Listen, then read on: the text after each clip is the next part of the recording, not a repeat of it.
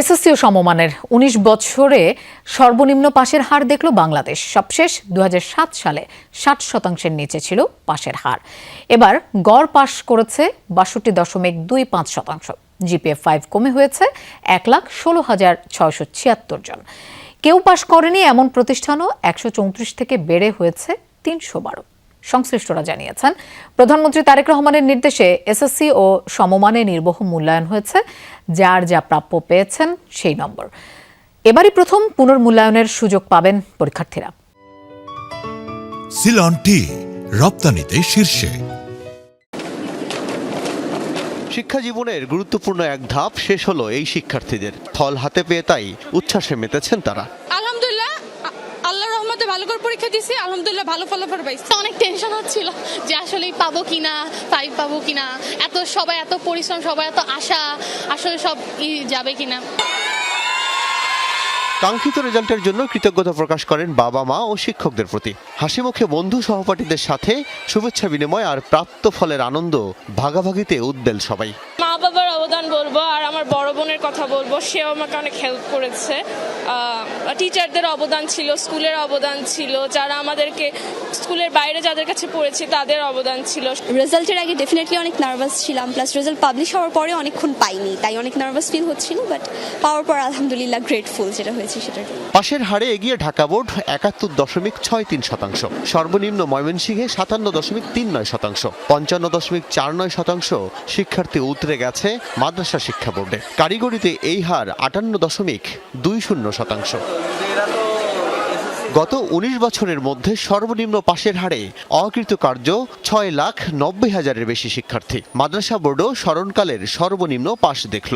গেল বছর বোর্ডটিতে শূন্য পাশ প্রতিষ্ঠান ছিল ১০০-র কম, এবার তা বেড়ে ২২৬ হয়েছে। সাধারণ শিক্ষা বোর্ডে ৫৭ স্কুলে পাশ করেনি কেউ। কারিগরিতে এই প্রথম ২৯টি প্রতিষ্ঠানে দেখা গেছে শূন্য ফলাফল।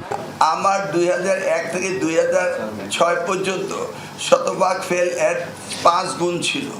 সেই সময় আমরা ব্যবস্থা নিয়ে ক্রমান্বয়ে সেটাকে উন্নত করেছিলাম। সকালে সচিবালয়ে ফলাফল ঘোষণার পর এই অবস্থার ব্যাখ্যা দেন প্রধানমন্ত্রীর শিক্ষা বিষয়ক উপদেষ্টা। বলেন, ফ্যাসিবাদের আমলে সবচেয়ে বেশি নষ্ট করা হয়েছে বাংলাদেশের শিক্ষা ব্যবস্থাকে। প্রাচীন সংস্কৃতি আমরা দেখেছি ফ্যাসিবাদের সময়, যেখানে কৃত্রিমভাবে জিপিএ 5 কিংবা পাশের পরিমাণ বাড়ানো হতো।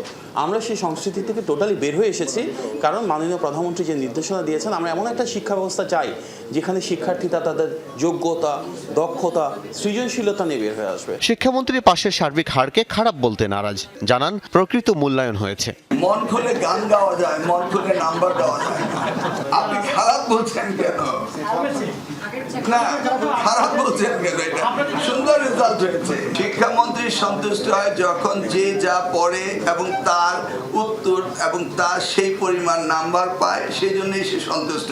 কেউ না পড়লে তাকে নাম্বার বাড়িয়ে দিলে শিক্ষামন্ত্রী সন্তুষ্ট হয় না। ফল পুনর্মূল্যায়নের আবেদন করতে পারবেন যে কেউ।